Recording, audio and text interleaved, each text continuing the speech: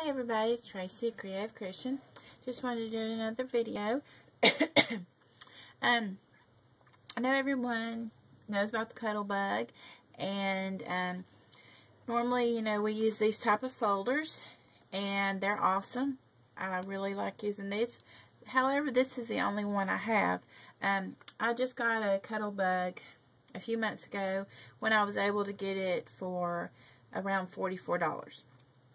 And because I had the older Fiskars texture plates, I went on YouTube and I found several videos that told me a way to use these in my Cuttlebug. And because I had, I think, 3 sets of these, I really decided I was going to try to do that. So, just a few examples. This is the one with the Cuttlebug plate. I had embossed it, and then I just ran ink over it to really show what the impressions had made. This is one that I did with the one of my Fiskars plates, and I did the same thing, ran the ink over it. This one I really liked a lot. It's a dot print, and that is also with the Fiskars texture plate. And here's another one, and I don't really know if the texture will show up on that one because I didn't ink over it. I have a plan to do something with that. This one is a wood grain, and I just inked over that with brown distress ink to kind of make the grain show up more. I'm going to show you how to make the sandwich, just in case there's somebody out here who has these Fiskars texture plates and you haven't used it in your Cuttlebug. So let's get started with that. To begin with, of course, if you use these in your Cuttlebug and for some reason it broke the mechanism, it would void the warranty or whatever. But so far that hasn't happened to me. If it was too thick, I wouldn't force it. So that's just how I handle that. You have your A plate. Then I use a piece of craft foam. It's the thinner craft foam. And plumber's gasket. You can buy this at Lowe's. I bought it there, and it was like $1 or so. I put that down. Then your paper that you're going to use. I'm just using this scrap for demonstration purposes. And then whatever texture you're going to use, and I use this one with the frogs and dragonflies, like I said, just for a demonstration purpose. And then you're going to use the B plate that comes with your Cuttlebug. Now, I like to do this. I like to line them all up at the bottom. So I just put them down flat. And I put the A plate in a little more first. Then let me get this out here. And then I just sort of get it started. And I help it through. And of course, because I'm doing this on video, it's going to be a little more difficult. And it's not working like, there it goes.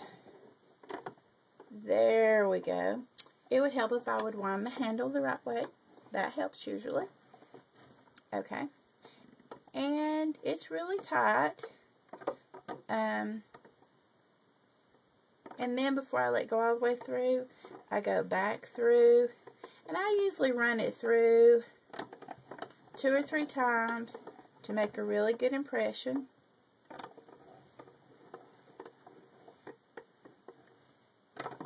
And I'm sure that should be enough. Okay.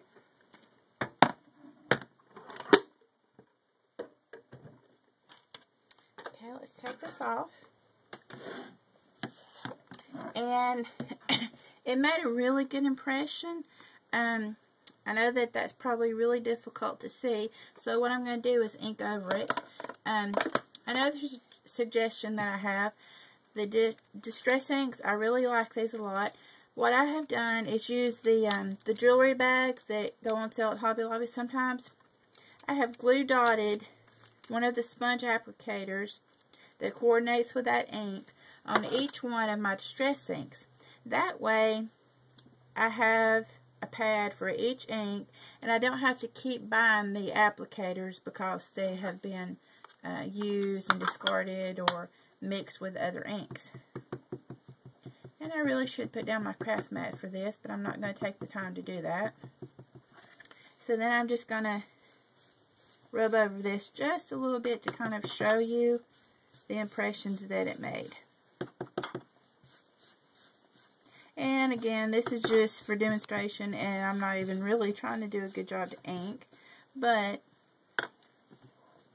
with this like that, you can see what a good impression it made. The frogs and the lizards and the dragonflies, you can really pick up on it with the ink on there. So that's just a little demonstration. I hope that helps someone if you have the texture plates and you're thinking, what am I going to do with them? And if you have any questions, you can let me know. Also, I just want to show you a couple of things that I made. This is another texture plate that I was just playing with, and once I inked it with green, I thought, that just looks kind of scary. So I made my daughter this little silly card, and on the end, it says boo here with the shaky eyes, and it says, have a beautiful day on the inside.